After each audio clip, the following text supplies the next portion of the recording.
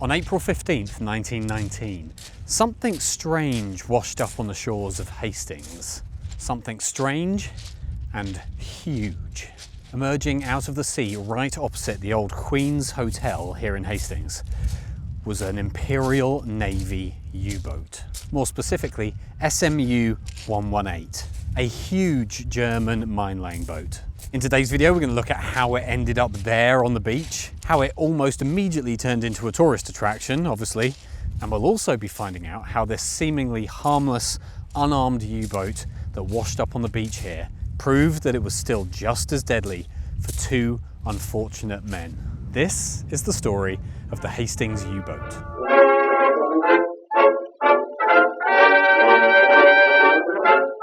The U-boat in question was SMU 118, and this is how it ended up in Hastings.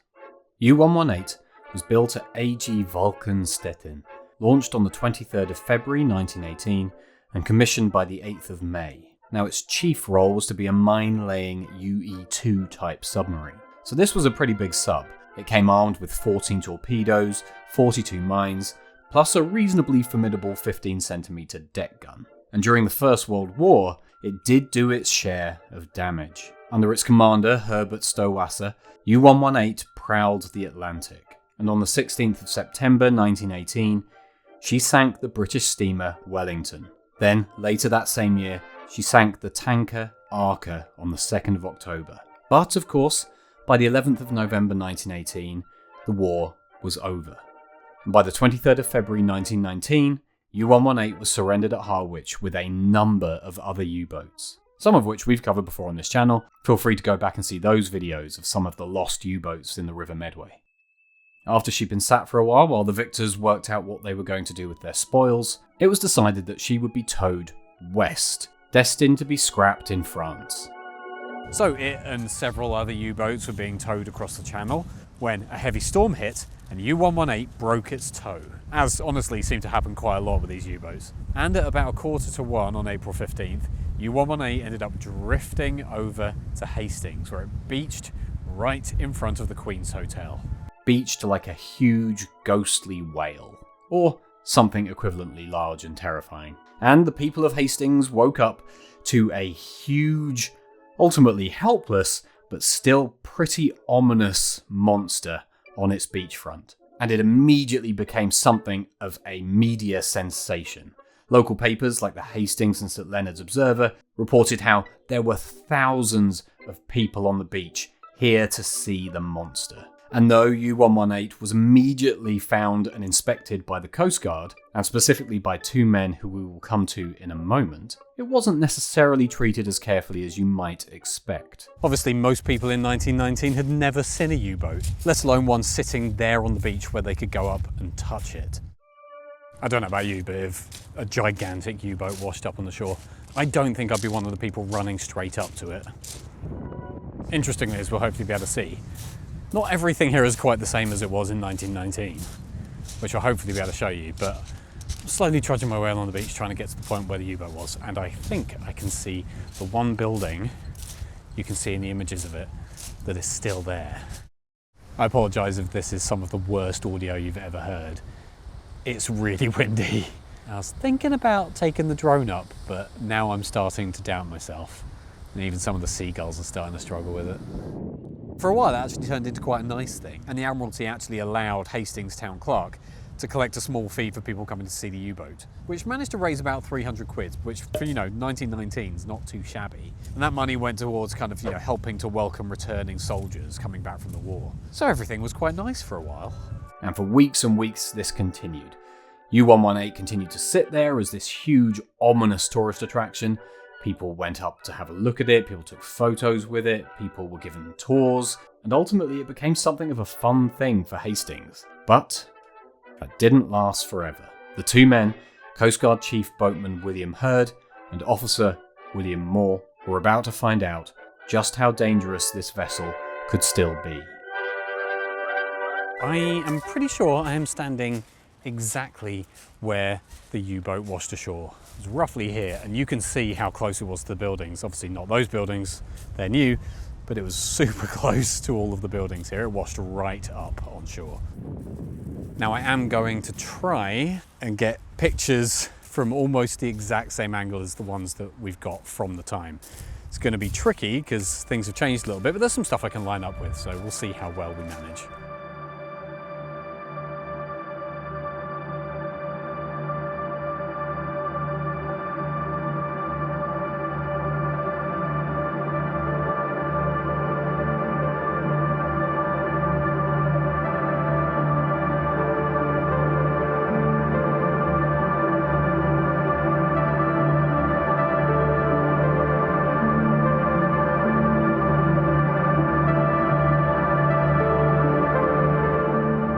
This is the unfortunate story of William Charles Hurd. On April 15th, William awoke to what he assumed would be a normal day. But things quickly became more dramatic when he heard that in the early hours of the morning, a German submarine had washed up on the beach at Hastings. Once he and his commander arrived at the vessel, orders were given for it to be inspected. It took Hurd and the others in attendance about an hour to get the hatch open.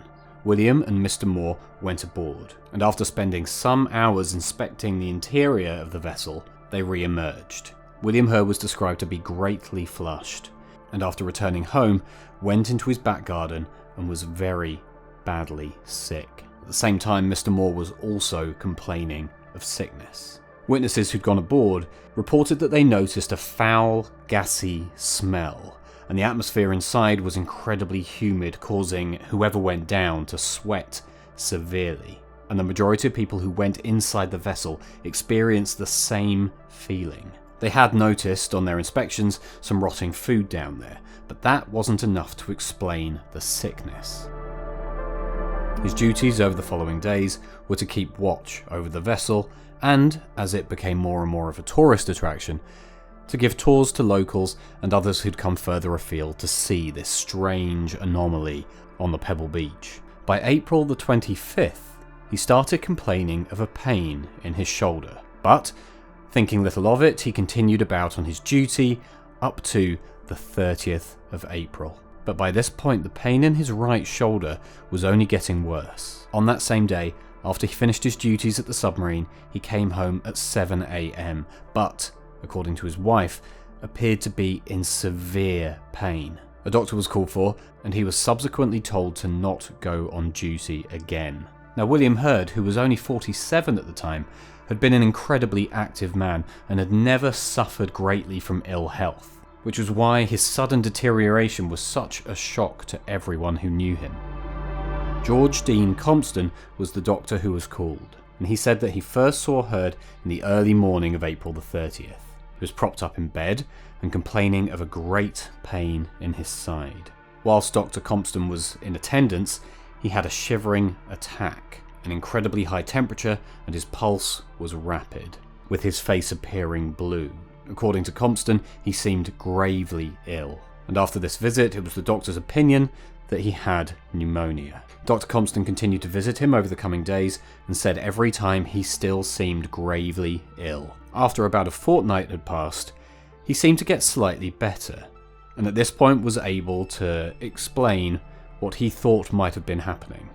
He said he thought his illness may have been down to inhaling gases while going through the interior of the submarine, but he got no better from that point on. For the next 8 months, Hurd remained more or less bedbound and continued to be treated at home by his doctor. By Christmas, he began to show signs of paralysis, and after a number of doctors consulted with each other, it was thought that Hurd had developed an abscess on his brain, and at this point, it was decided that he needed to be moved to hospital.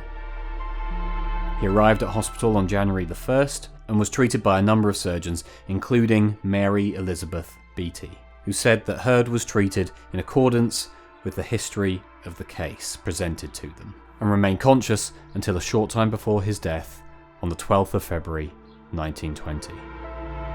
During a post-mortem examination, they found a large abscess on the left side of the brain, plus evidence of meningitis. There was also a large abscess in the right lung, although the left lung seemed practically normal. Dr. Beatty couldn't say for certain that the cause of death was due to the inhaling of gas, but the symptoms were consistent with such a cause. Death was concluded to have been caused by both the abscess on the brain and the abscess on the lung. And in the summary from the coroner, sympathy was expressed with his widow. The coroner stated that the poor man at the time was doing what he thought to be his duty. He got an order, and like a good and true man, he acted upon it. He went into the submarine in pursuance of his duty, and in the inquiry, the jury returned a verdict to the effect that the deceased met his death through the inhalation of gas, and that it was accidental. Heard left behind his wife, Elizabeth, and his daughter. And as for Officer Moore, he had actually died 2 months earlier, in December 1919.